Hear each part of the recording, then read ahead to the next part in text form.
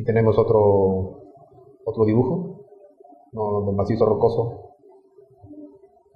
Empezamos con varias discontinuidades, roca con varias estructuras, roca con una estructura y la roca intacta, ¿no? Roca intacta, a lo que nosotros podemos llamarlo un bloque de matriz, ¿no? Un bloque de matriz, ¿no? Un macizo rocoso, aquel que tiene varias discontinuidades, ¿no? El sostenimiento de la roca matriz frente a un macizo es muy diferente el comportamiento del sostenimiento.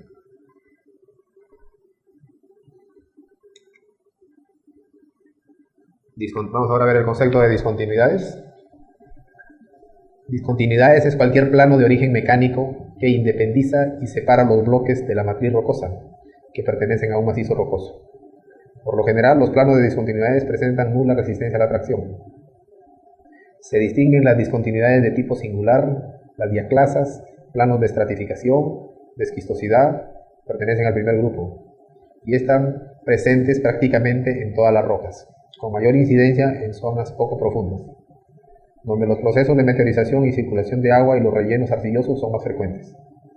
A grandes profundidades, la presión confinante hace que la apertura de las discontinuidades sea menor, pudiendo llegar a estas a estar muy cerradas, ¿no? Aquí podemos ver en el diseño una gráfica de cómo se presentan dichas discontinuidades bien definidas, ¿no?, casi paralelas. Los planos de estratificación se pueden ver bien paralelos, definidos, de tal manera que es una discontinuidad típica que podemos observar, ¿no? El concepto dice también de que en rocas poco profundas están presentes dichas discontinuidades, ¿no? A grandes profundidades la presión confinante hace que la apertura de las discontinuidades sea menor, ¿no? ¿Por qué en la superficie son más presentes? Por el contacto de la erosión que puede ocasionar, ¿no?, en la superficie. Aquí tenemos diferentes tipos de estratificación: la horizontal, la inclinada, la estratificación vertical o subvertical, ¿no?, donde hacen posible, por ejemplo, en la estratificación horizontal, la caída de bloques, las rupturas por flexión, ¿no?, el peso mismo del techo. La estratificación inclinada, caída de cuñas y bloques, ¿no?, producen las cuñas, que son un peligro en las excavaciones subterráneas. Y la estratificación vertical, la subvertical, donde se producen rotura de material, que a medida que, si no se controla, se van formando las famosas chimeneas, ¿no? Se va subiendo el techo, y si ese techo no se controla, puede llegar a tener grandes longitudes, ¿no? Asimismo, produce el panteo de estratos. Este tipo de estratificación vertical, la subvertical, nosotros tuvimos la experiencia de haberla vivido en un túnel gasífero que hicimos en una localidad de Tarija, al sur de Bolivia. Entonces estábamos haciendo un túnel por ambos lados, faltando 20 metros para comunicar. Entonces se elevó el techo de tal manera que se formó una chimenea. Se nos elevó más o menos unos 20-25 metros. Entonces se pudo ver que existían estratificaciones verticales, subverticales, ¿no? Entonces lo que hicimos fue atacar nuevamente de cero por ambos lados. Se colocaron barras de enfilaje o spilling bar, ayudados con hormigón proyectado. Se colocaron arcos noruegos, cerchas trillizadas, de tal manera que podamos pasar esa cavidad, ¿no? Al final se llegó a comunicar el túnel, pero quedó la cavidad vacía. Entonces toda esa cavidad tuvimos que hacer una perforación con un taladro de 120 milímetros de diámetro, y posteriormente se le inyectó mezcla pobre para tratar de rellenar todita la cavidad vacía que quedó, ¿no? Estos son productos de las estratificaciones que se pueden presentar, como hemos visto, de diferentes tipos, ¿no?, horizontales, inclinadas, verticales, y la más crítica que podemos mencionar es las famosas chimeneas que se forman, ¿no?, debido al mal comportamiento de estas discontinuidades.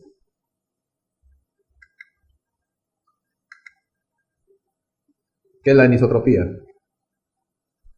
La anisotropía es la presencia de planos de debilidad, de orientación preferente, estratificación, laminación, familia de diaclasas tectónicas que implica diferentes propiedades y comportamiento mecánico en función de la dirección considerada.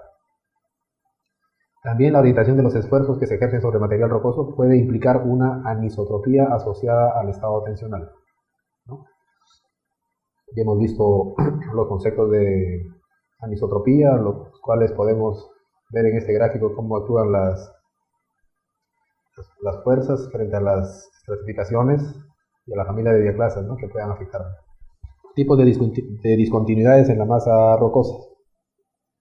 Los planos de estratificación dividen en capas o estratos a las rocas sedimentarias, ¿no? Es bien notorio en esta gráfica los estratos, los planos de estratificación, ¿no?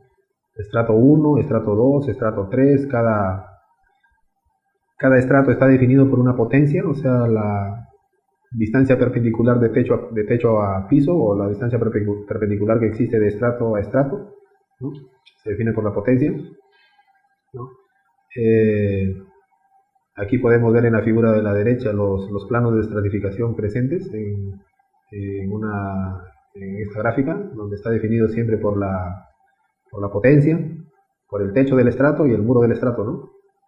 Así, son estratificaciones en capas que se dan para determinar los planos de estratificación. El techo es la parte más alta y moderna del estrato, y el muro es la parte más baja y antigua del estrato. Está definida por esos tres elementos: el techo, el muro y la potencia. Lo definen así la estratificación. Capas bien definidas, ¿no? En la gráfica se puede observar bien definidos esos estratos que acompañan a la gráfica. Las fallas. Las fallas son fracturas que han tenido desplazamientos. Estas son fracturas menores que se presentan en áreas locales de la mina o estructuras muy importantes que puedan atravesar toda la mina, ¿no? Aquí se puede ver un desplazamiento que ha habido en la figura de la izquierda. Se puede observar el desplazamiento que ha habido de las rocas, ¿no? Es un desplazamiento bien notorio. En la figura de la derecha, donde está parada una persona, se nota el desplazamiento del material rocoso. Entonces se nota de color, los colores bien definidos que han sufrido desplazamientos, ¿no? Se nota el concepto de falla, bien definido. De igual manera, en la figura de la izquierda, de la parte derecha, en la parte inferior, se puede observar el desplazamiento tanto para arriba como para abajo que ha sufrido ese bloque de roca, ¿no? Estamos hablando de un concepto bien claro de lo que es una falla, ¿verdad? Las zonas de corte son bandas de material que pueden ser de varios metros de espesor, en donde ha ocurrido fallamiento de la roca, ¿no? Se puede observar bien claramente ahí donde está la zona de corte, ¿no? Con un espesor definido, ¿no? Ahí se ve exactamente dónde ha ocurrido el fallamiento. Es muy importante conocer todos estos conceptos de zonas de corte, de fallas, de planos de estratificación, porque en el campo vamos a tener una idea clara de cómo se presenta el macizo, para de ahí poder interpretar en gabinete el sostenimiento a que puedan estar sometidas dichas rocas, ¿no? En el punto 4 podemos ver una diaclasa, también denominada junta, que son fracturas que no han tenido desplazamientos y a las que más comúnmente se presentan en la masa rocosa, ¿no? Ahí tenemos unas juntas que no han sido desplazadas. En la parte de la derecha tenemos unas juntas tipo laminares, donde se nota claramente el concepto de lo que es la diaclasa, ¿no? Diaclasamiento, que no han sufrido desplazamiento. Los planos de exfoliación o esquistosidad, ¿no? Se forman entre las capas de las rocas metamórficas, dando la apariencia de hojas o láminas, ¿no? Bien claro se notan los planos de exfoliación o esquistosidad, muy claramente. Actualmente en la mina Colquiri, donde estamos pasando un derrumbe que ha ocurrido, tenemos estos planos de exfoliación o esquistosidad, ¿no? Como les comenté, la roca es una lutita carbonosa, entonces evidentes son los planos de exfoliación que se presentan de esta manera, en forma de láminas, en forma de libros, en forma de hojas, ¿no? Hojas muy delgadas y muy deleznables, una roca demasiado mala, ¿no? contactos litológicos, cuando comúnmente forman, por ejemplo, la caja techo y la caja piso de una veta, ¿no? Tenemos el contacto litológico, ¿no? Caja techo, caja piso, es de lo que siempre se habla en minería subterránea, al tener el contacto de una veta, ¿no? Una veta de una potencia definida se define por la caja techo y la caja piso para ver su potencia, ¿no? Con una inclinación, un rumbo y una orientación definida, ¿no? Las venillas son rellenos de las fracturas con otros materiales, ¿no? Ahí podemos ver venillas de diferente orientación, ¿no? Casi paralelas. Generalmente estas venillas son rellenadas en las fracturas con otros materiales, ¿no? Como las que se observan en el lado derecho. Los pliegues son estructuras en las cuales los estratos se presentan curvados, ¿no? Los pliegues bien definidos ahí, los pliegues bien ondulados, curvados, ¿no? Formando a veces anticlinales, inclinales, en este caso los pliegues bien definidos. Aquí podemos ver los elementos de un pliegue también, ¿no? El anticlinal, el sinclinal, el anticlinal, sinclinal, el buzamiento de los pliegues, ¿no? Son estructuras bien definidas, muy diferentes y que pueden ser, no se pueden confundir con los planos de exfoliación o esquistosidad, ¿no? Que pueden ser casi similares, pero no son iguales, ¿no? Estas forman anticlinal y sinclinal, flancos. Luego tenemos los diques, son intrusiones de roca ígnea de forma tabular, que se presentan generalmente empinadas o verticales, ¿no? Intrusiones de roca ígnea que se presentan generalmente empinadas o verticales, ¿no? Ahí las podemos ver bien definidas, ¿no? Intrusiones de roca ígnea, forma tubular, ¿no? Verticales, ahí las podemos ver bien definidas en la diapositiva, en la foto derecha. Hay que tener en cuenta que las discontinuidades tienen que tener una orientación definida, ¿no? Una orientación definida. ¿Qué es la orientación? La orientación es la posición de la discontinuidad en el espacio y comúnmente es descrito por su rumbo y su buzamiento en capas o estratos a las rocas sedimentarias. ¿No? La orientación está definida por el rumbo y buzamiento. ¿Qué es el rumbo? El rumbo es el ángulo que forma la línea horizontal cualquiera de una superficie geológica. Se expresa siempre referido a uno de los cuadrantes que forman los puntos cardinales mediante el ángulo a partir del norte al sur, ¿no? Y el buzamiento siempre es perpendicular al rumbo, ¿no? En la dirección, como dice la figura, ¿no? O también llamada la línea de máxima pendiente, ¿no? El buzamiento es el ángulo entre el plano inclinado y un plano horizontal, ¿no? Ahí tenemos unos dibujos para poder determinar más o menos cómo calcular el rumbo y el buzamiento, ¿no? El rumbo, buzamiento siempre perpendicular al rumbo, ¿no? Entonces es la manera de trabajar con las orientaciones, básicamente con brújulas de mano tipo Brunton. El espaciado es la distancia perpendicular entre discontinuidades adyacentes. Este determina el tamaño de los bloques de la roca intacta. Cuando menos espacio tengan, los bloques serán más pequeños. Y cuando más espacio tengan, los bloques serán más grandes, ¿no? Eso es verdad, ¿no? Cuando la distancia perpendicular sea más espaciado, los bloques son más grandes, ¿no? Ahí podemos ver los bloques en la diapositiva de la izquierda, en la foto de la izquierda, donde la distancia perpendicular de dichos bloques es mayor a las discontinuidades espaciadas en menor escala, ¿no? Entonces, hay bloques pequeños donde la distancia perpendicular es menor, ¿no? Aquí tenemos en la figura de la derecha también el ángulo de buzamiento de dichos espaciados, ¿no? Perpendiculares entre sí, siempre, ¿no? Mientras más espaciados sean, los bloques son más grandes, no hay que olvidarse. Mientras la distancia perpendicular es más chica, los espaciados son más pequeños, ¿no? La persistencia. La persistencia es la extensión en área o tamaño de una discontinuidad. Cuando menor sea la persistencia, la masa rocosa será más estable. Cuando mayor sea esta, será menos estable, ¿no? Entonces es verdad, un concepto hay que tenerlo claro, ¿no? Cuando menor es la persistencia, la masa rocosa es más estable. Cuando mayor es la persistencia, es menos estable, ¿no? Un bloque grande, ¿no? La rugosidad es la aspereza o irregularidad de la superficie de la discontinuidad, ¿no? Cuando menor rugoso tenga una discontinuidad, la masa rocosa será menos competente. Y cuando sea esta mayor, la masa rocosa es más competente. Menos rugoso o un poco liso significa que una discontinuidad, que la masa será menos competente, ¿no? Menos competente. Más rugosa es más competente, ¿no? Entonces hay diferentes tipos de rugosidad. Hay rugosa, lisa, polida, escalonada, ondulada, plana. Entonces eso se tacta a nivel de la mano con el contacto directo de los materiales rocosos. La abertura.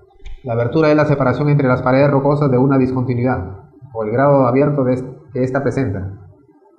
A menor apertura, las condiciones de la masa rocosa serán mejores, y a mayor apertura, las condiciones serán más desfavorables, ¿no? Eso es verdad. Entonces, mientras más cerrada esté, las condiciones serán mejores, ¿no? Pero si está más abierta, es más peligroso, ¿no? Porque son bloques que pueden caer, bloques que pueden estar inestables, ¿no? Entonces es más peligroso cuando está más abierto. Ahí tenemos el relleno, que son los materiales que se encuentran dentro de las discontinuidades, ¿no? Cuando los materiales son suaves, la masa rocosa es menos competente. Y cuando estos son más duros, esto es más competente, ¿no? A veces hay rellenos suaves, rellenos duros, entonces eso diferencia la competencia o no competencia de la roca, ¿no? El relleno tiene mucho que influir en el macizo. Condiciones de la masa rocosa. De acuerdo a cómo se presentan las características de la masa rocosa, esta tendrá un determinado comportamiento al ser excavada, ¿no? Eso es verdad, ¿no?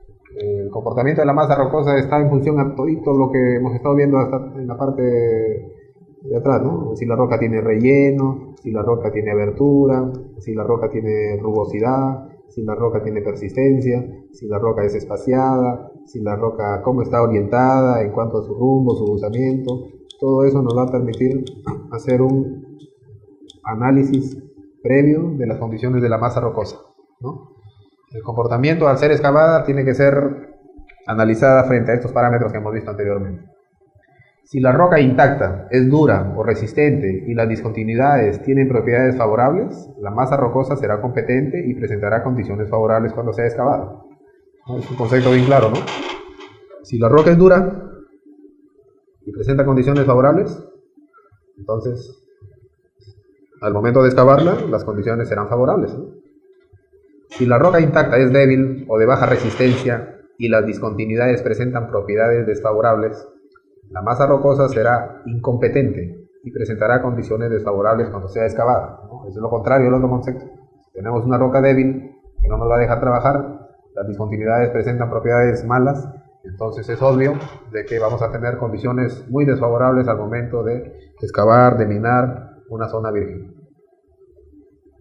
Habrá situaciones intermedias entre los extremos antes mencionados, donde la roca tendrá condiciones regulares cuando sea excavada, ¿no? Siempre en los dos extremos, del bueno al otro extremo de malo, siempre hay un punto intermedio, ¿no?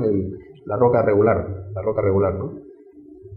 Y hay que ver en qué condiciones, que esta roca regular también va a tener condiciones regulares para ser excavada en el momento de proceder a las excavaciones, ¿no? Para diferentes tipos de rocas, ya hemos mencionado, el tratamiento es diferente. De acuerdo a las clasificaciones a las que vamos a ver más adelante, esto nos va a permitir determinar cómo va a ser el sostenimiento que va a tener un determinado macizo, una determinada zona, ¿no? Hay rocas duras, muy duras, que se dejan trabajar, que no necesitan sostenimiento, así como hay rocas malas, muy malas, con RMRs muy bajos, donde necesariamente se necesita un tratamiento especial para el sostenimiento y poder avanzar de manera constante en los avances programados. Existen rocas regulares, donde el tratamiento depende mucho de sus clasificaciones geomecánicas. ¿no? Entonces son diferentes situaciones a lo que está sometida la roca. Las clasificaciones geomecánicas de los estudiosos las han clasificado desde roca muy buena, buena, regular, mala, muy mala. Entonces esto ya nos da un parámetro de cómo tenemos que ir trabajando, cómo tenemos que ir calculando los factores a los que están sometidas las rocas para contrarrestar con sostenimiento todos los problemas que puede suscitar una roca mala, ¿no? Entonces, como les vuelvo a repetir, todita la parte que hemos visto atrás tiene que ser estudiada in situ, ¿no? Relleno, las aberturas de las rocas, la rugosidad, qué tan rugoso es, si es liso, la persistencia, el espaciado y qué orientación tienen las rocas. Básicamente considerando lo que es el rumbo y buzamiento, ¿no? Rumbo y buzamiento de la roca.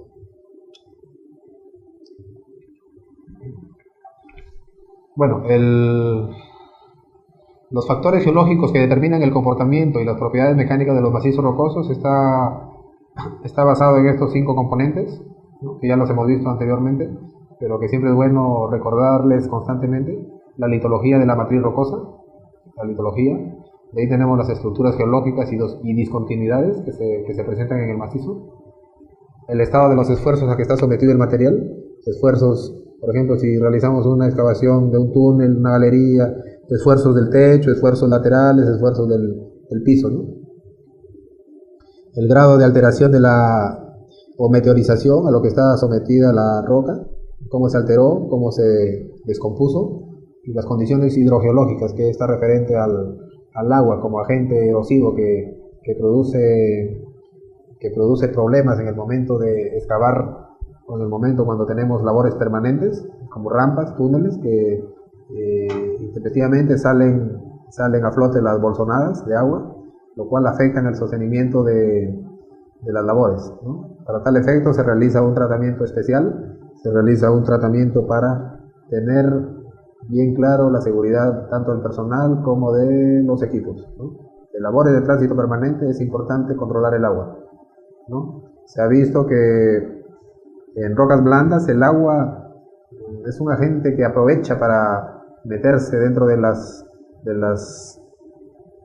rocas que tienen rajaduras, que tienen aberturas, más si estas aberturas presentan rellenos malos, como limos, el caolín, la arcilla, entonces hace de que estas aberturas se agranden, entonces podrían formar bloques grandes, podrían formar cuñas en el techo, lo cual hace peligroso para el trabajo diario de una excavación subterránea, ¿no?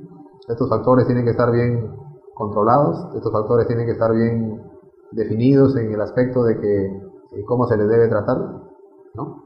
Cómo se les debe tratar para un buen desarrollo.